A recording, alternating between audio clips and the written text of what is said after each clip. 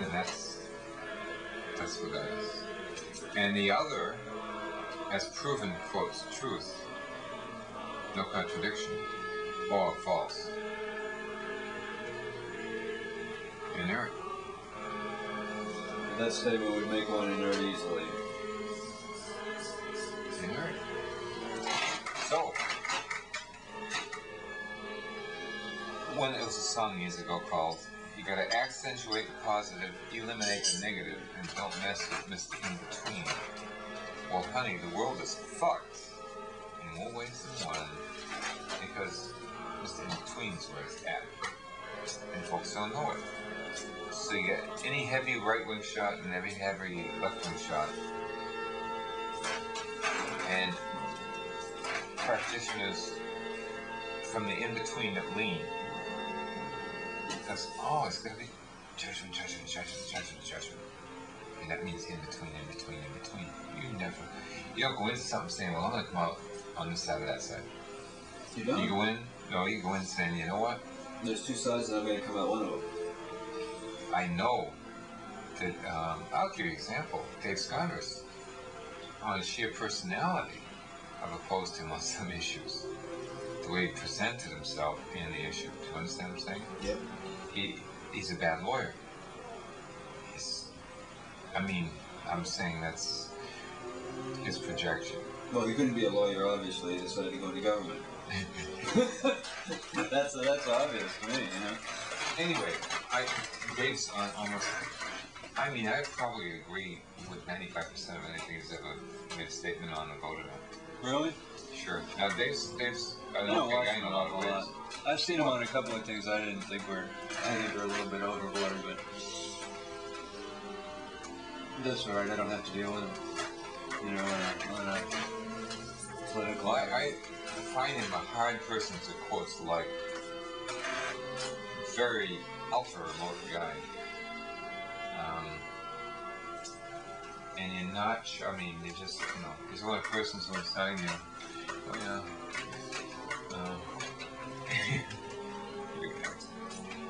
yeah, the eye contact thing is for his point, and after that, you don't exist. Yeah, that's a politician, isn't it? Sure. So, okay, and I, saying all the while that he's a necessary person, he's a great guy, and I vote for him 100 times. Yeah? I even got my small pennies to give him some small, right. $10 contribution for a party that costs a lot more than that. But no, I think it's a great thing that he's obviously intelligent, and he's issue-oriented, to say the least. Yeah. And he's effective in certain ways, and so I'm happy. Quite seriously, I'm happy. He gets a lot of press, and he's a fairly strong spokesperson. He's kind of transcended the gay thing, the being so left. It's weird. Well, isn't it? Matter of fact, I was thinking when I thought of him on seeing this thing, I said, well, his neighborhood must really be left wing. He must have a lot of voters there that are left wing. Otherwise, and I would bet he does. I don't know. I don't follow Boston politics. The only thing I want to know is White as corrupt as everybody says he was. That's all I care about in politics. I gave up with him. I said, wow, he's a nice guy. I like him. He was one guy I really liked, to watch him in the newspapers. Over in Cambridge, I talked about him. He was a true artist. He was really good. If they didn't have a job of mayor of Boston, they would have invented it just for him. Yeah. No, I never figured he was corrupt. He only came out with a couple of million, That's easy to do. I think all politicians are corrupt. Otherwise, they couldn't make money like they do.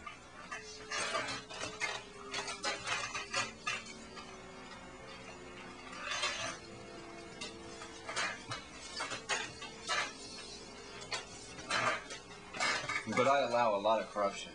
I don't care. I think it's the only way to be. Well,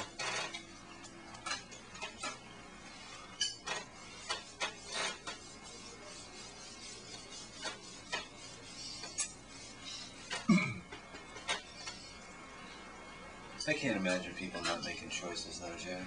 I just can't.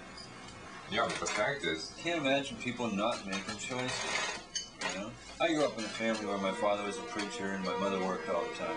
Got 4 brothers. I can, just through going through a family, I understand that there are choices everywhere. A white family, you know, a white family, illiterate, everybody had to read a lot of different things because you had literate grandparents also. And obviously being white, that was the reason for all that, you know, they were immigrants, and so I'm 3rd generation, you know. On one side, the other side's been here since the Pilgrims. Huh. You know, I got land down in West Bridgewater that's still, the king gave it to him. You know, sure, we only got 5.5 acres now, while the uncles, who are also part of the family, have another 150 acres, and, you know, the family. Well, is that at the Cape? That's down in West Bridgewater, just south of Brockton, town after Brockton. Right on the road, there's Blueberry Farm there. You may have gone by it sometime. Alger Farms, blueberries. That's my uncle's. 80 cents a pound, 84 cents a pound for blueberries, which is coming up right away. And they're big and sweet this year. They need some rain right now, but...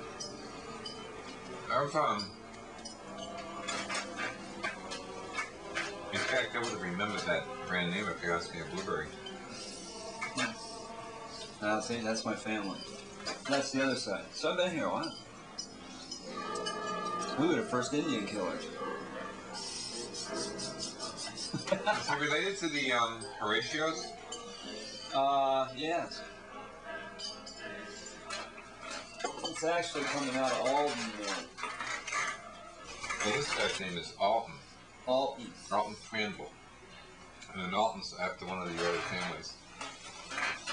And but anyway, his grandfather was a suicide victim. He had only one son, named him Alton. His son was a suicide victim. He had only one son. He named him Alton. That's my buddy. You still got this buddy? What happened was, he waited a long time. About 42 and 44 when he got married.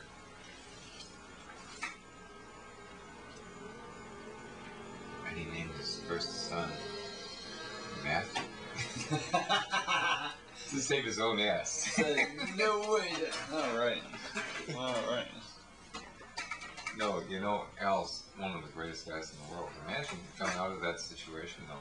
How would you feel? Well, think about it a lot. Oh, he was probably the first one smart enough to understand it. Yeah, well, that's it.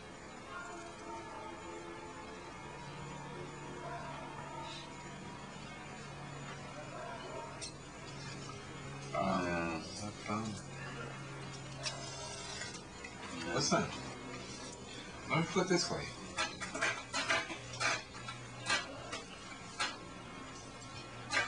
Quote from James Shabazz, personal bodyguard to Malcolm X, a year after Malcolm was killed, giving a talk in Boston.